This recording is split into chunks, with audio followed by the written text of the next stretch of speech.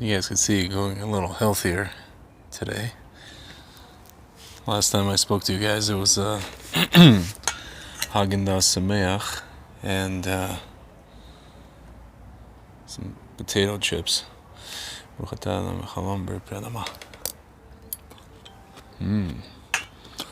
We need to get a table for this sukkah.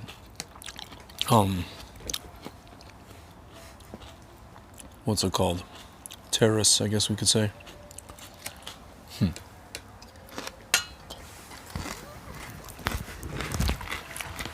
So,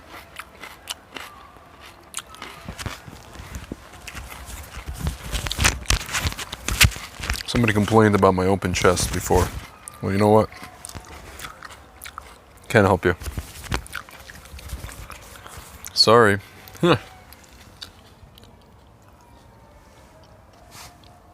As you guys can see, I shaved. No one recognized me today. Apparently you're not supposed to shave during Hol Hamoed. I forgot about that. Oh well.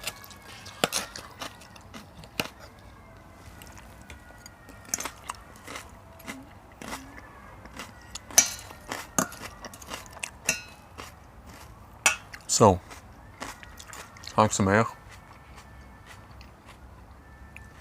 You guys can see. Is this even like? Hope it's halachically okay. What's the story with this? Oh, I'm looking at. Okay, never mind. Yeah, this is fine. Cool. So,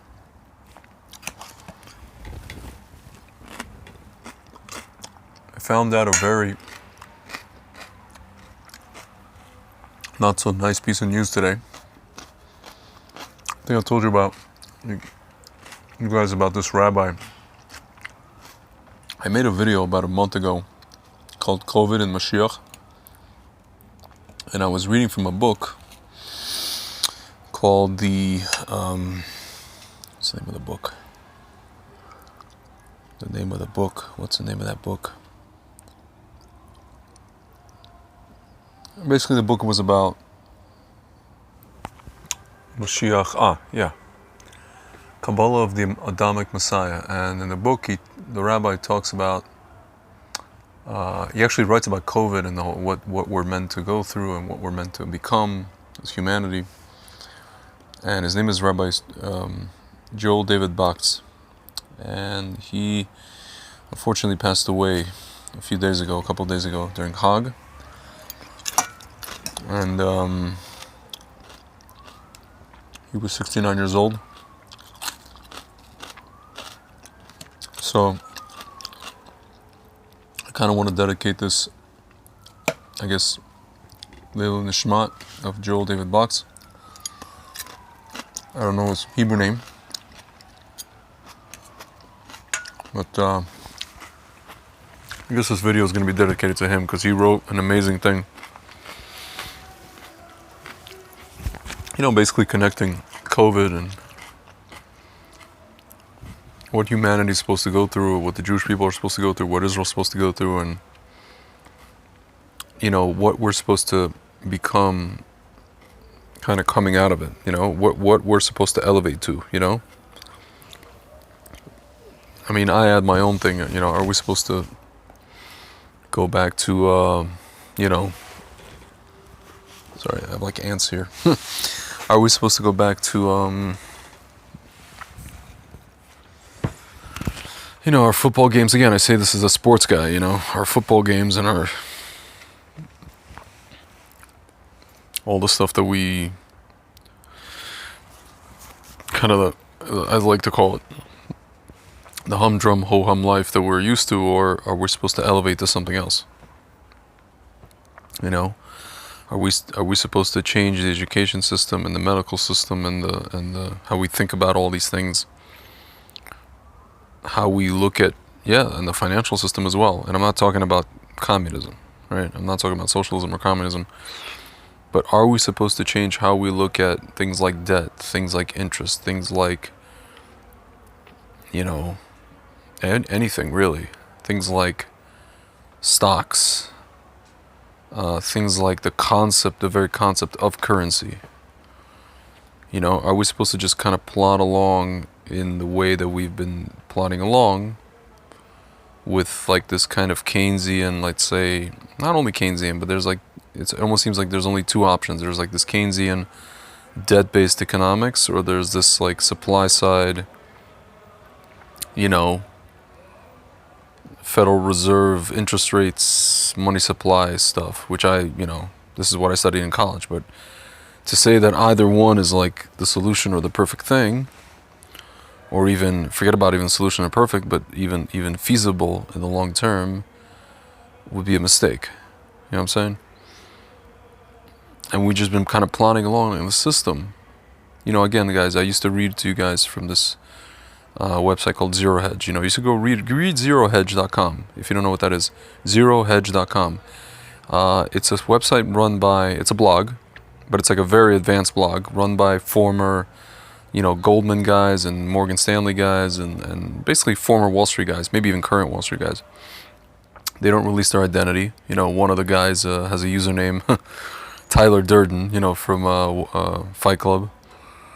And, you read these guys' posts, you can tell they know a lot. I mean, you're talking about professional level. They know about everything. Stocks, treasuries, currencies, commodities. But they also post about politics and from a very unique perspective. And it's very interesting. And, I've been reading these guys for the past 10 years. They came out during the collapse of 2008. And it's almost like you're reading all their posts. Let's say if you started reading all their posts from 2008 until today, you're basically watching kind of the live blog or the live anthology, so to speak, of what you could say is a managed economic collapse of ancient Rome, right? Meaning you're watching like people, government agencies or central bankers all over the world basically spending like crazy, printing money like crazy, inflating like crazy, QE infinity, ad infinitum, quantitative easing. And if you've been reading this website on and off, like I've been doing for the past, since basically 2011, the past 10 years, you're literally watching like somebody either deliberately collapsing in the long term, not like overnight, right? Setting up probably one of the biggest, blow-ups in financial history, or somebody's just like majorly screwing up and they don't really know. They're just trying to squeeze every last, lemon, every last dime out of the system before it completely changes. Hopefully it won't collapse and people won't, lose, everything. Listen, our sages explain that before Mashiach, people will walk around with no money in their pockets, right? It could mean that they don't have money at all, or it could mean that they don't have physical money. It could just mean that we have things like, again, digital currency or cryptocurrencies. Now we have over 12,000 cryptocurrencies on planet Earth. Many of them are meme coins, a lot of them are just, pump and dumps or whatever it is.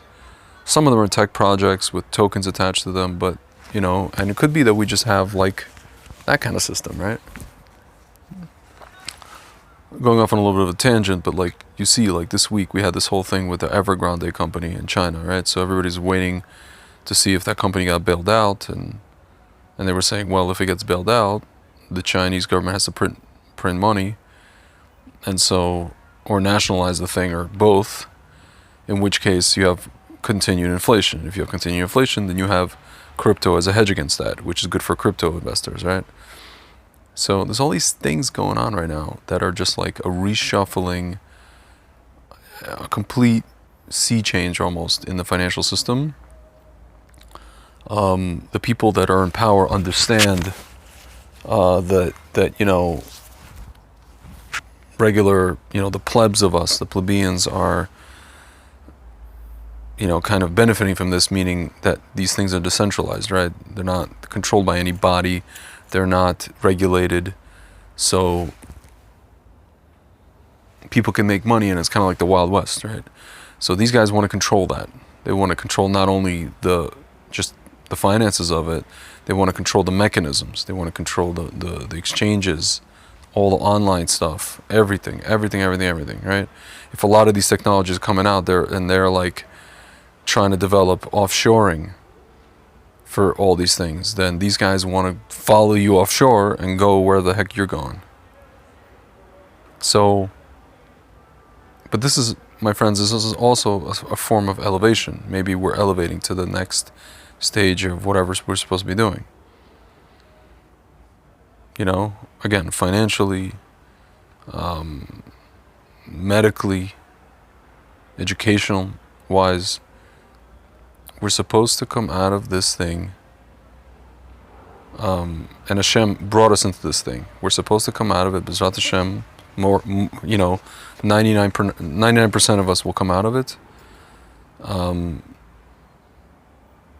Completely different people, completely rewired. I said this in the beginning, by the way, guys. If you think I'm saying anything new, I'm not saying anything new. Since March 2020, or April 2020, I've been saying this. We are being rewired. Our consciousness is being rewired. Our whole way of, you know, understanding what's what is being rewired.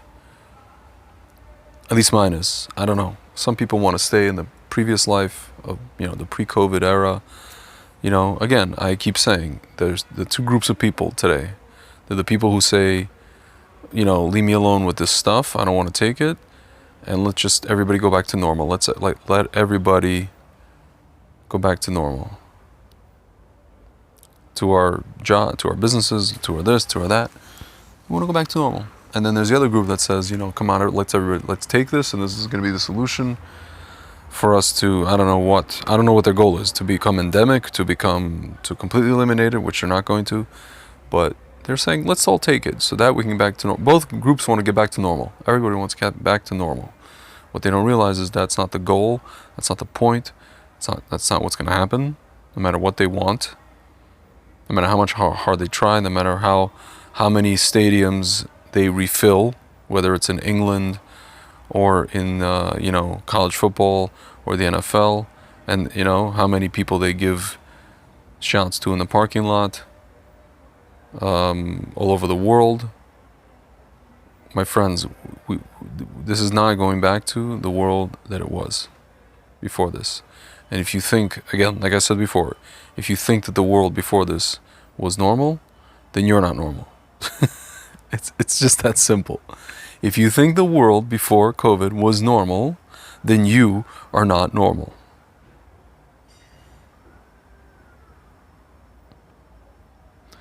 So, my friends, and that's actually what Rabbi Bax was talking about in his book. I mean, I can't get into kind of the nitty-gritty of it, because I mean, you're talking about a high-level person who learned, you know, who's just an expert, who was an expert in Kabbalah and Hasidut, and just put it all together in an amazing way. But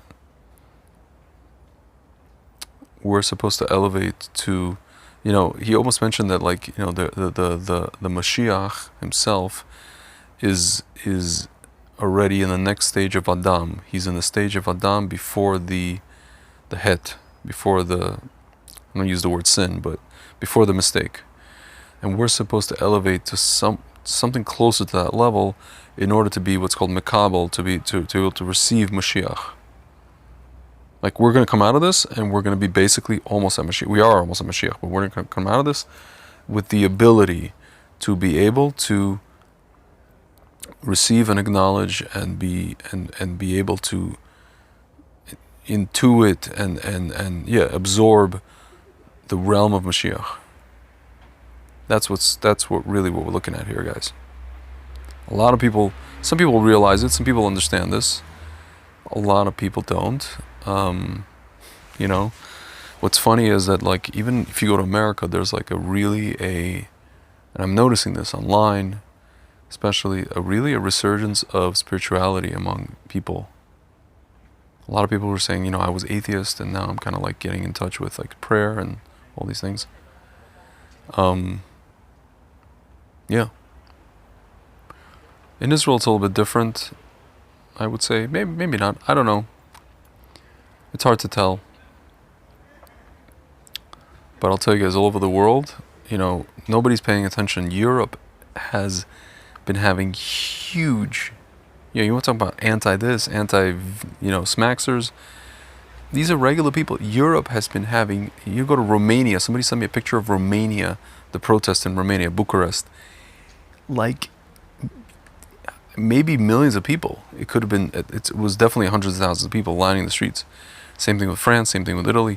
People are just not going to stand for this. Whatever it is that they want them to stand, to put up with. People are not going to put up with this anymore. I saw somebody sent me a PDF today, like a couple hours ago, that basically as of October, like late October 20th, and at least in Europe, I don't know about America, they're basically going to say, okay, no, people, if they don't want to take this shot, you don't have to. We have available treatments.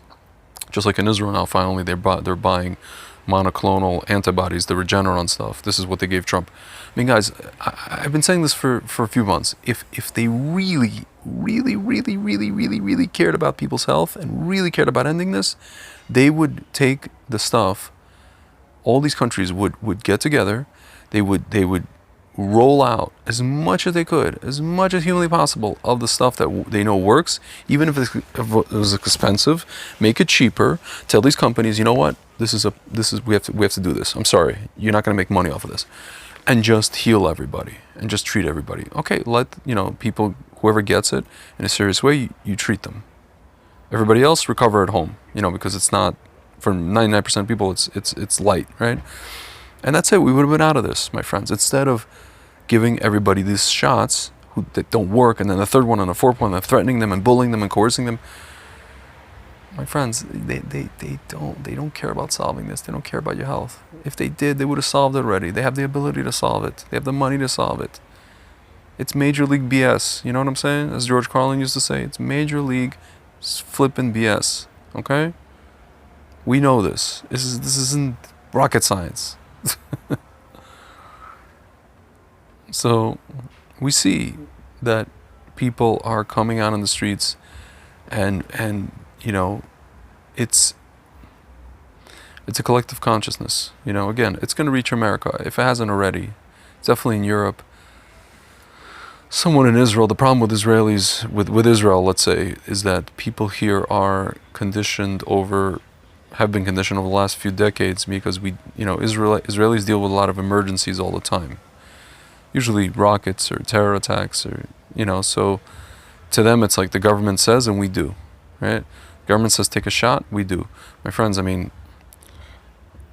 what's incredible to me is the amount of people that were able to just take their brain and throw it out the window.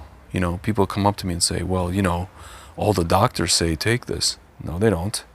Okay, and then he goes to defers to, well, all the rabbis say take this. No, they don't. All the big rabbis, no, they don't. Show me one big rabbi. I can show you many. Off the top of my head, I don't have the names, but the point is, my friends, you don't take medical advice from rabbis. I'm sorry. I'm sorry. I understand there's a thing called Das Torah. Unfortunately, guys, I hate to go there. There were rabbis in Europe who also had Das Torah, Dat Torah. Okay? People came to them and they told their people not to leave Europe, and we know what happened. In the late 30s, early 40s, we know what happened. There were rabbis who had Das Torah. Today there are rabbis who have Das Torah, and they sometimes give the wrong advice. And I don't know anybody who would seek out medical advice from these people. It's just, even the best of them, okay? It doesn't make sense. But my friends, we're meant to come out of this whole thing a different level of being. We're meant to come out of this whole thing more neshama than physicality. It's funny, throughout this whole pandemic I've been talking to a lot of friends, and they told me that they have, like, recently, again, there's a certain people who Hashem, so to speak, I hate to use the word chose, but he implanted something in them. spiritual, not, not anything, has v'shalom. But yeah, I have friends who have been telling me, Tzvi, I sense some kind of like, my intuition went up, my senses for certain things went up. And I can say the same for myself, by the way. We always have premonitions, every so often we maybe once a month, once every few weeks, every few days we have premonitions about something. Guys, I'll tell you, not to sound gloomy, but I remember I was on a trip to the States recently, and this is last year, right before I went on the trip. It was November 2020. I think it was my grandmother at the time. She was already up there, 95, 96, and I was I felt something, I already saw my, also my uncle, my father's brother, was bedridden, and I saw, wasn't bedridden, he was in a hospital, basically hooked up to machines, and I was okay, I felt like I was basically going to land in the States, and I was just gonna go to funerals. And it's funny, it's not funny, but interesting that I ended up going to I was there for 5.5 months. I ended up going to 5 funerals. Actually, only 4 of them were not Corona. 1 of them was COVID, 4 of them were not. Just life, My grandmother, 96 years old, who they actually tried to put on a ventilator, and my mother stopped them because knowing that these hospitals get $1,500 a patient, they, my uncle passed away. He had all sorts of issues. Who else was it? It was some family friends. Their father, he had all kinds of heart stuff, stroke.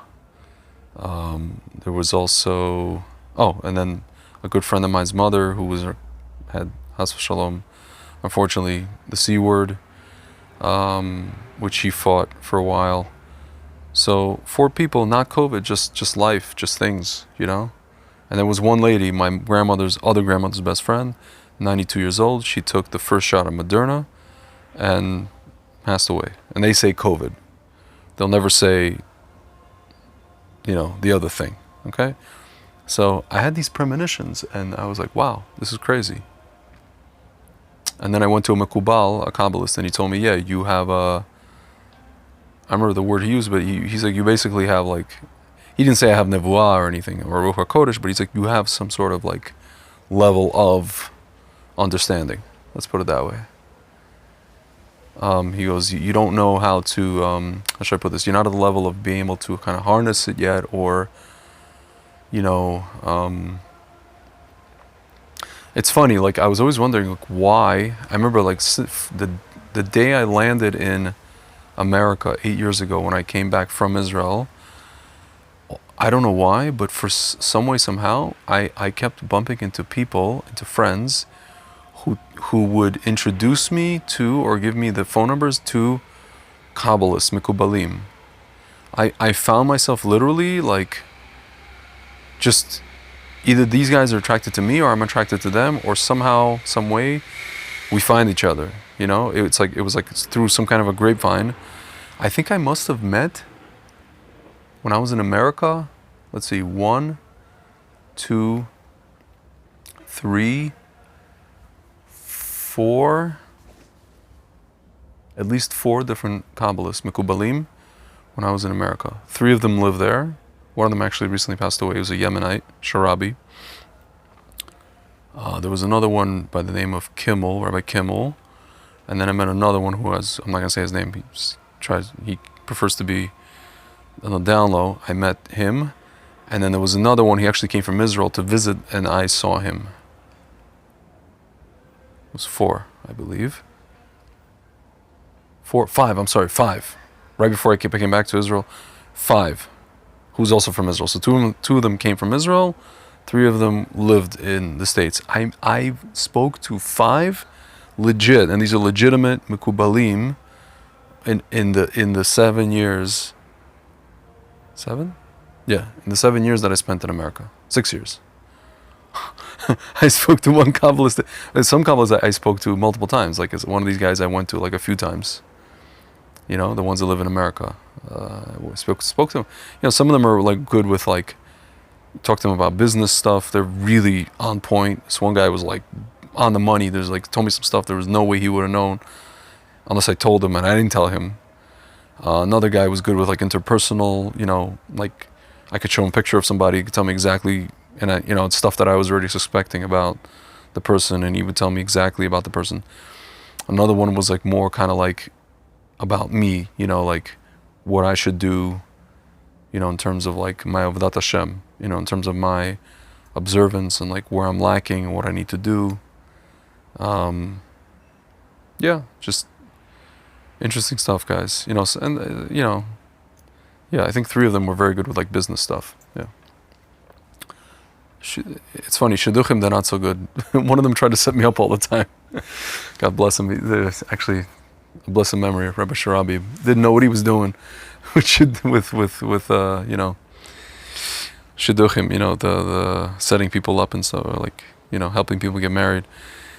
Listen, I think that's the only thing that even Kabbalists, I don't even think, have access necessarily to it. Maybe some level of, maybe like once you get married, they help you, but even then there's no helping anybody with that.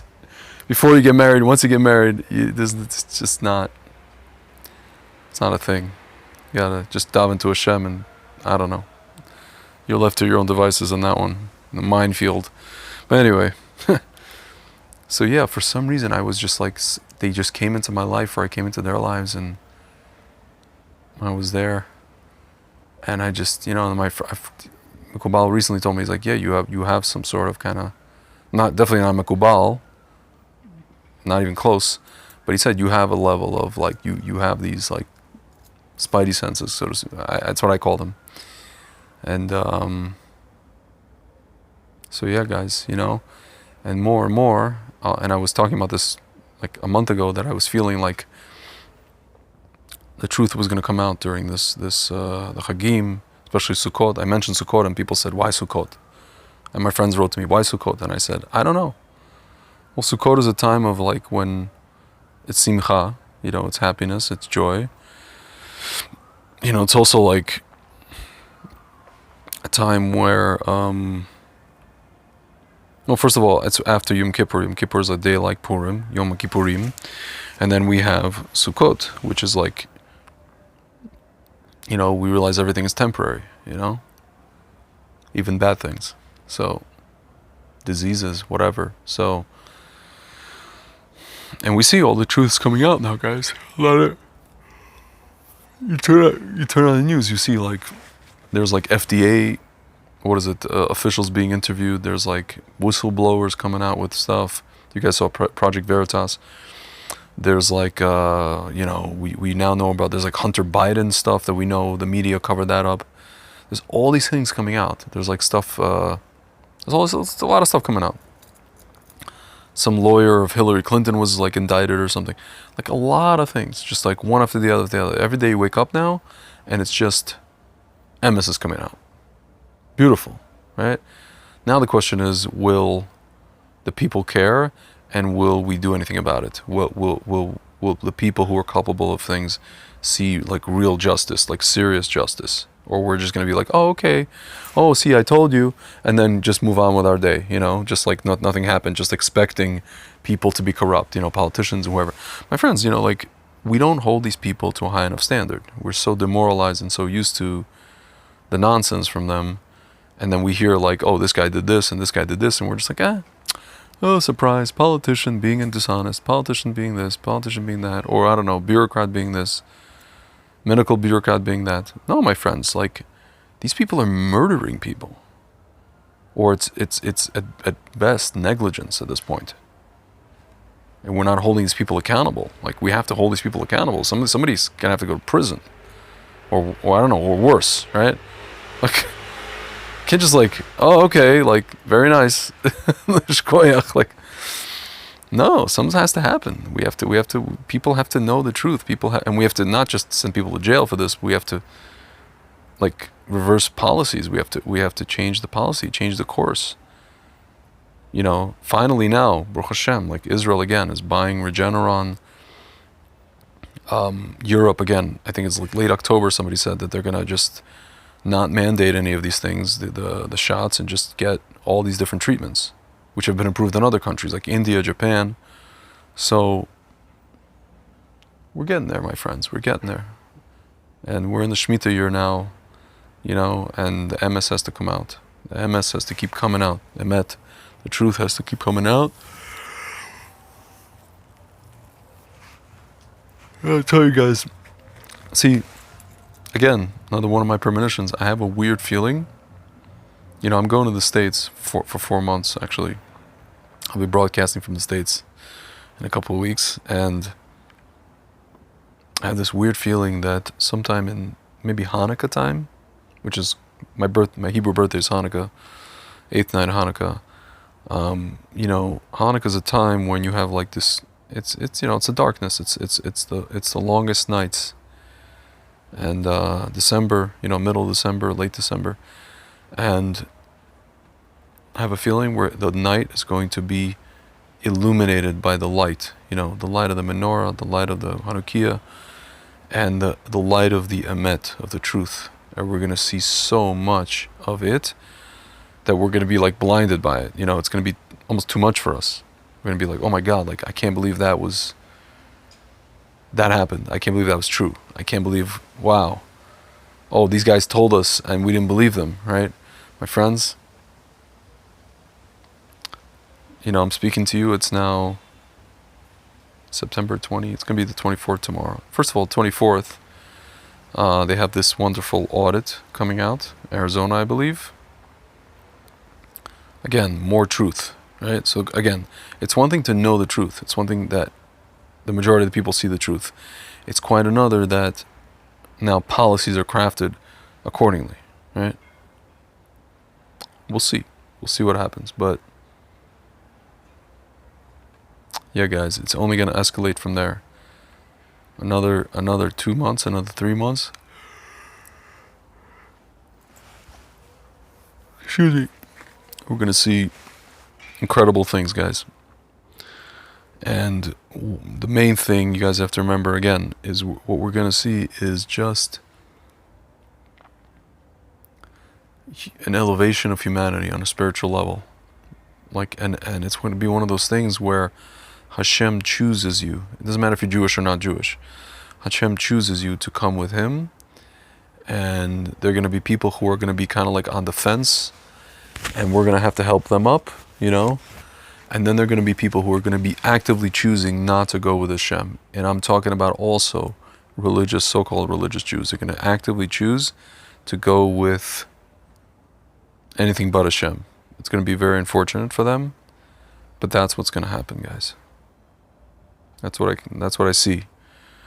I mean, it's already starting. I could already see it starting, but I feel like in December, like a couple months, December, we're going to see kind of the fever pitch of that, what I'm describing. And yeah, guys, we're supposed to elevate in every way. The education system that I always wondered, I remember as a kid in high school, why are they making, you know, it's funny, like I was watching an interview, this guy, Ray Dalio, I don't know if you guys heard, he's a big investor, he's like a big Wall Street guy, tycoon. And the guy interviewing him asked him, Ray, so how did you get into like investing and all this kind of stuff? He goes, you know, I was like a horrific student in high school. He's like, I never understood, I never was interested. No, not that he was, I was never interested in what they were cramming down my throat. All I was interested in was investments and the stock market and investments and investing. And I'm thinking to myself, that first part that he said, that was me. And it's not even that I wasn't interested. I just wasn't like, I didn't understand why I had to learn things that I don't want to learn. And people tell me, well, this will make you a well-rounded this and well-rounded that. No, I don't want to learn things that I don't want to learn. And things that I don't need to learn. And who decides what I need and what I don't need? You know, it's like people tell me, well, you need this. You need to be cultured. You need to be this and this. Well, who says? My friends, do they teach you how to, you know, banking, how to run a check, what is it called, bank account in high school? No, they don't. Maybe now they do. At that time they didn't. They teach you how to pay insurance. No, they don't. All the stuff you need for life, how to do taxes, they don't teach you that in high school. Again, maybe they do now, I don't know. My friends, no one taught us this. We came out how to deal with debt, how to manage debt, student debt. Like, my friends, we come out of high school, and then even college, we have no idea what's flying. We have no idea what's going on. And they're cramming things down our throat. We don't want them. We don't want to take them. Prerequisites. This is a prerequisite. This class has nothing to do with your major, is a prerequisite for your major. AKA, give us a ton of money. My friends, if you telling me I'm saying BS, I have my cousin. She went to a private university in Massachusetts. She amassed all these credits. She got these like basic, the math and the English, and then she transferred to my university, and they accepted those credits as electives, but they did not accept them as the prerequisites that they have. I mean, meaning the same prerequisites that they offer, and she had to take them over again. And I'm like, why? She goes, because they want money. My friends, something's got to give with this whole kit and caboodle. The university, the financial, the medical, the educational, the cultural, something has to give, my friends. Something has to change in order for us, the Jewish people, and also humanity by extension, to be ready for what's coming, which is like the world of Mashiach, an elevated spiritual world, which is what we're about to have, my friends. But something's got to give. We have to wake up to it, and we have to change it. If we don't, we're going to have big problems. Anyway, guys, Zman Simhatenu, Sukkot. I came out here, by the way, the chair I'm sitting in. There was my Panther friend sitting and waiting. I don't know what he was waiting for, but he decided that he would commandeer this chair. And maybe he'll come back, we'll see. See if there's any ants here. Anyway, oh, no ants. I think we killed them all yesterday. But anyway. All right, guys. It's been real. Once again, this video was dedicated to the memory of Rabbi Joel David Bakst, B-A-K-S-T. May his neshama have a incredible aliyah. And Chag Sameach, guys. And I'll talk to you soon.